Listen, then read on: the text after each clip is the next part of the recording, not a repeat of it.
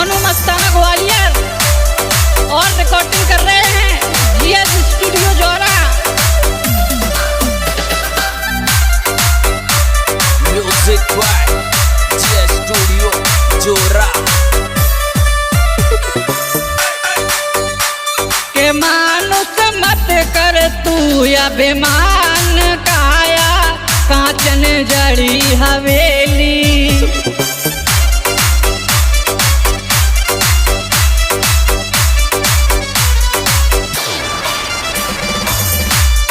मानुष मत कर तू अभिमान काया, कांचन जड़ी हवेली।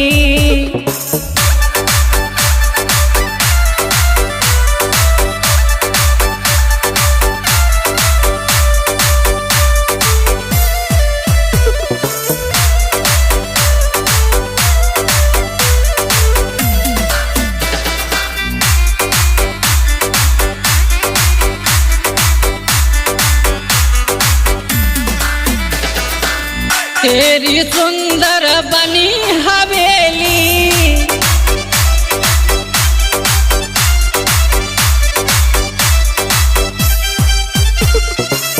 तेने काया कर लई मैली।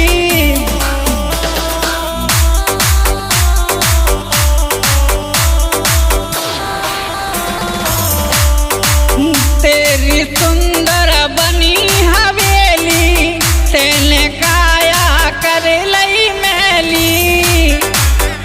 और स्टूडियो में विराजमान है मेरे छोटे भाई जैकी मस्ताना। दो बेना बिना ज्ञान के जान काया, कांचन जड़ी हवेली।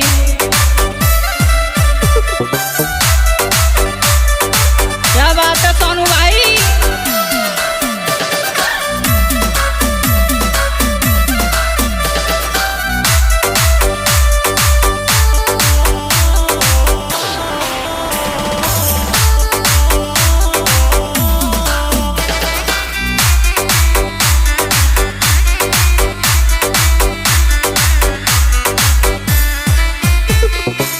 काया की सब ईंटें हले गई। इस काया में हमारी हड्डियों की ईंटें लगी हैं, वो सब हल चुकी हैं। जाली सब धुन राली पर गई।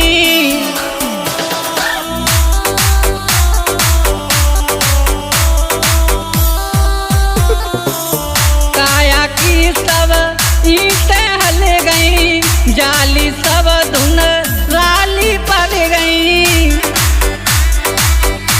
और मेरी रामा जानू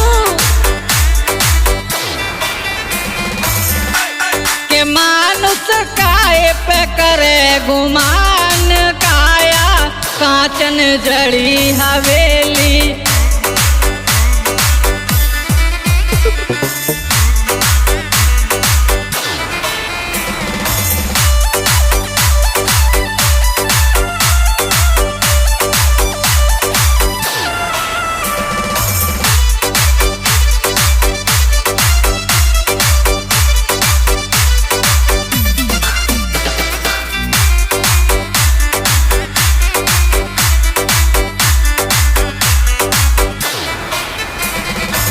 इस काया पे क्यों इतरावे,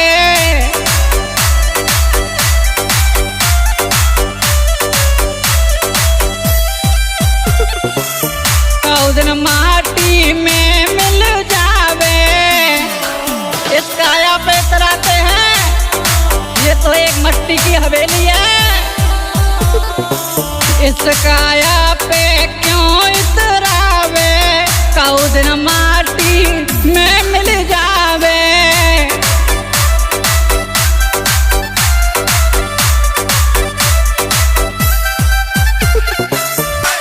के प्राणी मत कर तू अभिमान काया, कांचन जड़ी हवेली।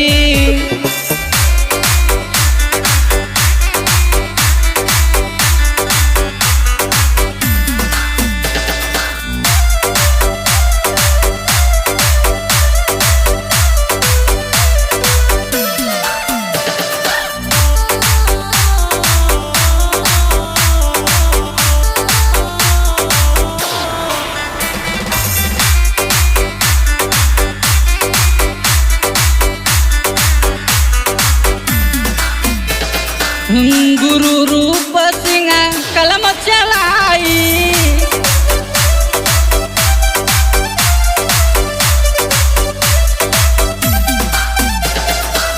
प्रभु से रहे हैं ध्यान लगाई।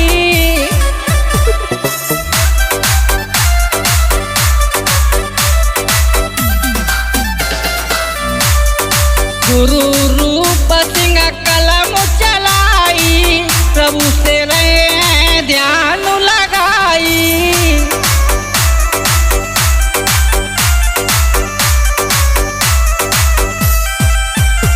के मोनू पावे गुरु से ज्ञान, तेरी कांचन जड़ी हवेली।